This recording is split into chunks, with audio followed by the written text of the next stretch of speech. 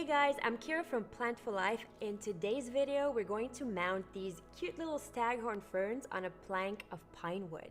Here's what you're going to need for this project. We have our plank of wood, a gun stapler, a fish line. This one in particular I have is 25-pound capacity, which should be more than enough for what we're doing today.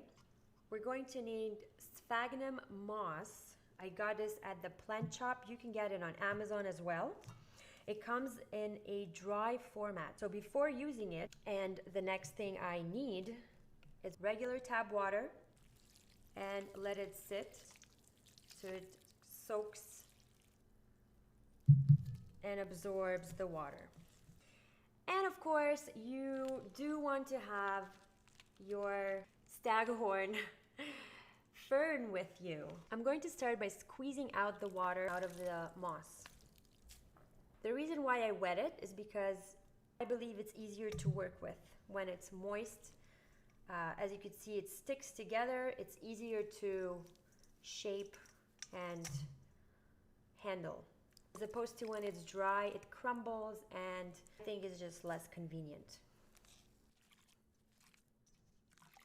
Before I start mounting my fern on the plank, I need to decide what orientation I want to keep the wood at. Horizontal or vertical. I think I like it vertically, so that's what I'm going to do. All right, I'm finally ready to mount this beautiful staghorn fern on my plank of wood. Let's get to it.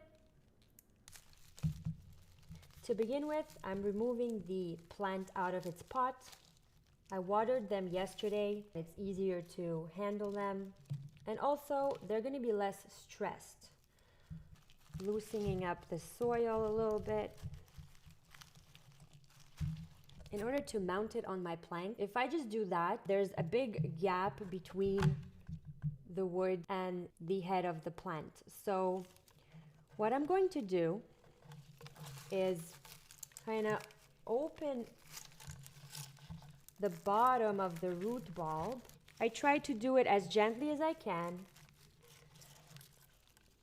And what I did with this is basically making it flat so that when I mount it, it's a lot more stable on the wood. It looks more natural and organic. I'm going to do the same thing with the other one. So I need to decide whether I want both of these on this plank or I want to separate them and maybe place this one on a separate plank. Before I'm actually going to attach it to the wood, I have to understand where is the male bedding growing from. So as you can see, the staghorn fern has these brown leaves, but they look different from the foliage up here. That's because this is the male part of the plant and these are the female parts of the plant. I know it's tempting to just remove the brown parts because it looks like it's dead leaves, but in fact, this part is necessary for the growth of the plant and the reproduction cycle of the plant. So even if it doesn't look great because it's brown and this is green, keep it there. The plant needs it. So I'm looking at my male part and I could see that it's growing from here. So wherever it's growing for, that's the top part. And we want the top part to be on the top of the plank. So if this is the top part of my wood and this is the top part of my plant, I'm going to do top to top. Next step, we're going to prepare the bedding for the plant, which is going to help the staghorn fern to adhere to the plank of wood with its roots. I'm laying the foundation of moss first and flattening it up a little bit. You want to put enough moss to withhold the root system, but not too much that it's unable to hold itself. So I decided I'm going to combine two of these together and create one large frame.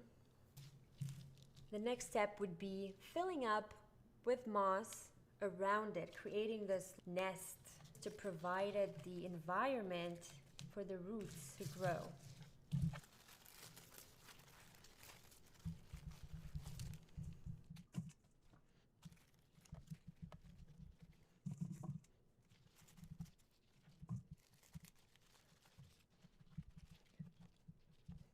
From here, I'm going to use my stapler, my fish line, and a pair of scissors. So I'm basically going around the frame with the fish line and the stapler gun and securing the fish line to the moss and the plank. The fish line is so thin, sometimes it's hard to see with the eye. If you're doing this, make sure that you do catch the fish line in the stapler.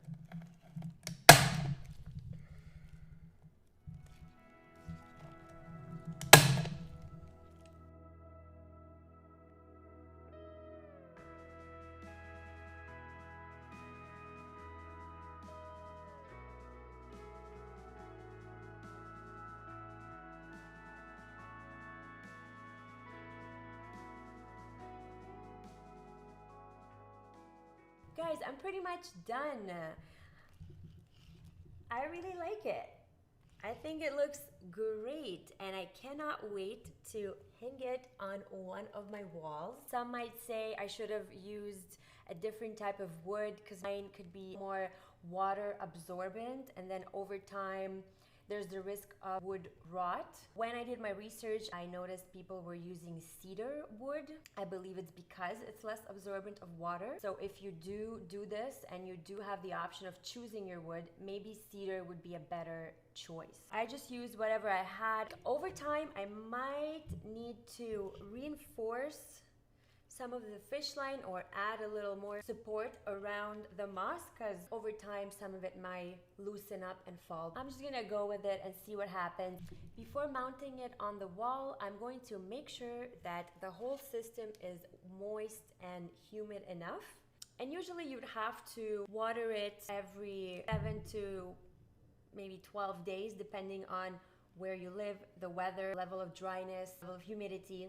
So whenever you feel like it's getting dry, you can think about watering your Staghorn Fern. And the way to do that is to basically bring it off the wall, take it to your sink and rinse it properly with water. Or if you have a big enough bucket, you can immerse it in the bucket and make sure that it is properly wet. Sometimes you need to immerse it a few times before the water gets absorb onto the inside of the bulky mass here. Guys, thank you so much for watching. I appreciate your time and I hope this video was helpful.